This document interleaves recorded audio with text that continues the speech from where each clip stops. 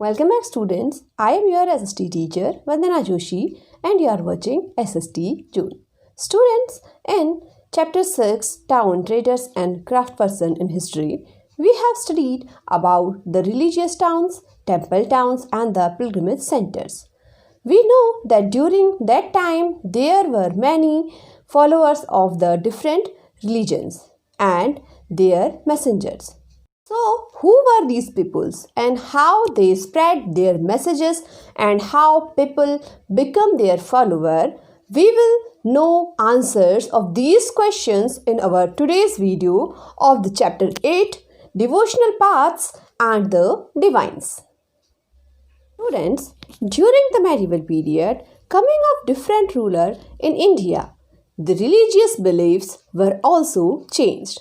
The medieval period saw a number of religious developments and the emergence of religious teachers who laid great stress on complete devotion to God.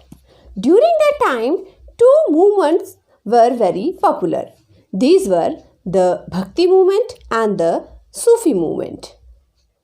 Let's see how these movements came popular and what was the effect of these movements. So first, we will see what is the idea of a supreme God. In the idea of a supreme God, there was only one God. During that time, they believed that God is only one. Allah, Ishwar, God, Rama and all names are of only one God who is known as the Supreme God. To worship God, man should do good deeds, that is, speak truth, live honestly, practice justice and oneness. And they believed that God has a certain kind of forms which were known as the Nirgun and the Sagun Bhakti. During that time in Bhakti movement, Shiva, Vishnu and Durga were the supreme deities. People were having their own myths and beliefs for their deities. The Bhakti movement was its height. That time, a new kind of bhakti emerged in South India, which is divided into two groups.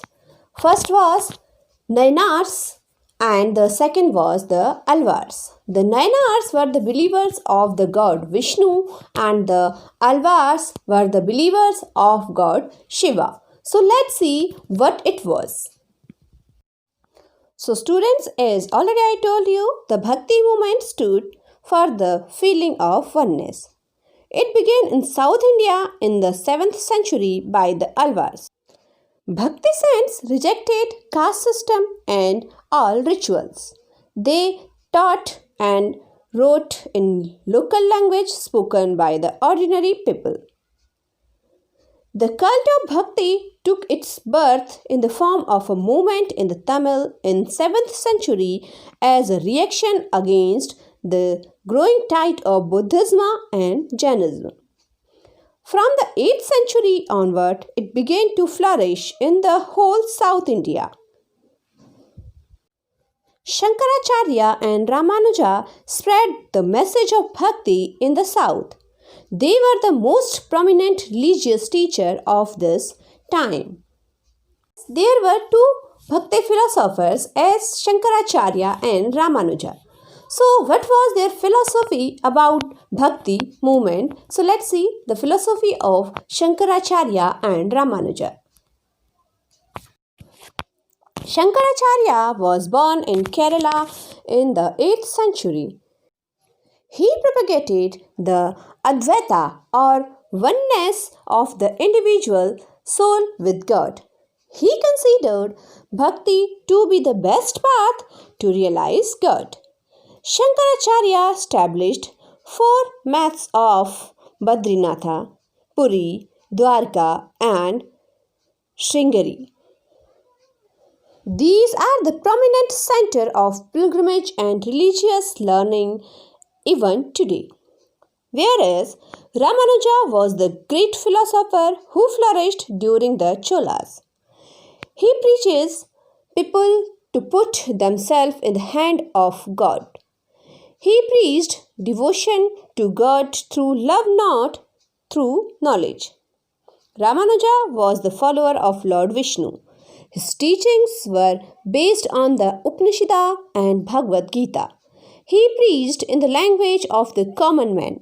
Ramanuja was a guru whose follower was Ramananda, who introduced Bhakti to North India. He was the first reformer who preached in Hindi. There was one more Bhakti movement began in Karnataka under the Bhakti saint Basavana. He was the founder of Lingayata movement. This movement believed in equality of all human beings and equal treatment of women. It opposed caste system, idol worship, and all type of rituals. After its popularity in the South and North India, the Bhakti movement was also popular in Maharashtra. The famous saints in Maharashtra were Namdev, Tukaram, Gyaneshwar, Eknath, and so on. So let's see how the Bhakti movement was popular in Maharashtra. Bhakti movement spread in the region of Maharashtra from the 13th to 17th century. Namdev, Eknath, Tukaram, and Gyaneshwar were the prominent Bhakti saints who composed Bhakti songs in Marathi. They worshipped Lord Vitthal, a form of Vishnu, and believed that God resides in the heart of every human being. Peoples of all castes and classes can reach God through selfless devotion. After Maharashtra, the Bhakti movement was also popular in Gujarat. Narsi Mehta was a poet saint of Gujarat, notable as a Bhakta, an exponent of Vaishnav poetry. His famous poem is Vaishnav Jantu Tane Kahiye Je. Bhakti movement was also popular among the Nathpanthis, Siddhas, and Yogis. It is also popular in other customs and the religions with the different names. So let's see how it was popular among the Nathpanthis and Siddhas and how it was popular with which name in other religious and the communities. Yogis, Nathpanthis, and Siddhacharyas were some other categories of Bhakti saints who believed that God is the formless ultimate reality and one can achieve Him through meditation, yogasana, and breathing exercise. All these Bhakti saints rejected all the ritual and ceremonies associated with religious practices. Tukaram was the most popular of all the saints. He is known for the selfless devotion to God.